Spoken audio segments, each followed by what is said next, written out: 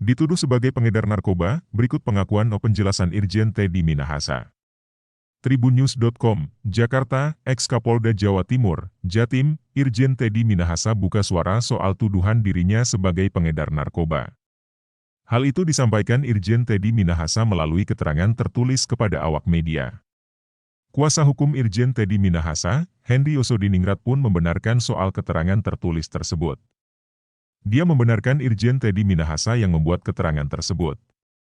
Awalnya, Irjen Teddy Minahasa mengungkapkan bahwa Polres Kota Bukit Tinggi mengungkap kasus narkoba sebesar 41,4 kg pada April-Mei 2022 lalu.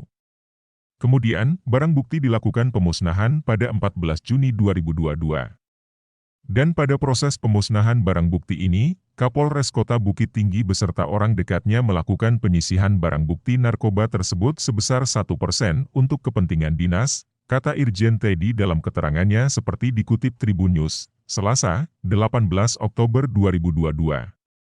Selanjutnya, ex-Kapolres Kota Bukit Tinggi itu pun terkena mutasi menjadi Biro Logistik Polda Sumatera Barat pada tanggal 20 Oktober 2022.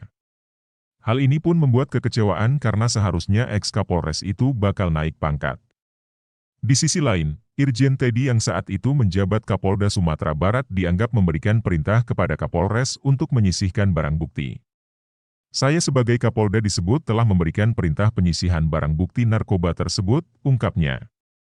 Berikutnya, Irjen Teddy Minahasa pun kembali ke belakang saat dirinya mengenal salah satu wanita yang kini juga ditetapkan tersangka yaitu Anita alias Linda pada 23 Juni 2022 lalu.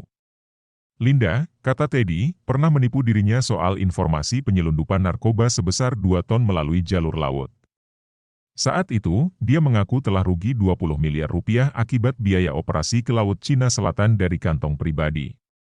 Saya rugi hampir 20 miliar rupiah untuk biaya operasi penangkapan di Laut Cina Selatan dan sepanjang Selat Malaka dari kantong pribadi, jelasnya.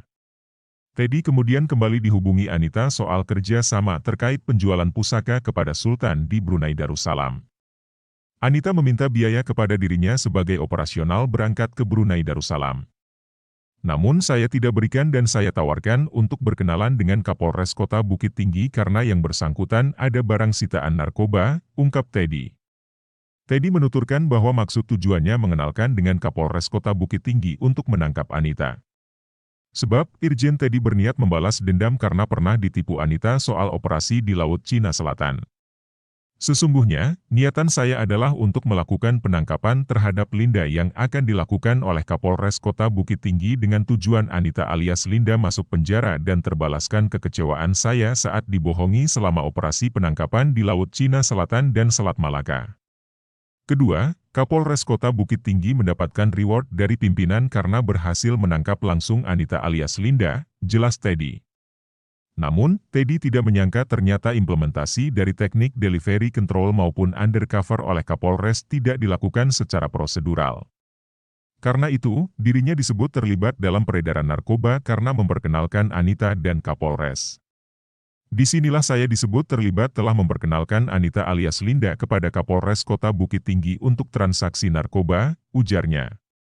Padahal saya tidak pernah tahu yang sesungguhnya atas wujud dari narkoba yang disisihkan tersebut, tidak pernah melihat barangnya, tidak tahu jumlahnya, dan tidak tahu disimpan di mana. Sehingga saya juga tidak yakin bahwa Kapolres Kota Bukit Tinggi benar-benar telah menyisihkan sebagian dari barang bukti narkoba tersebut atau tidak, ujarnya.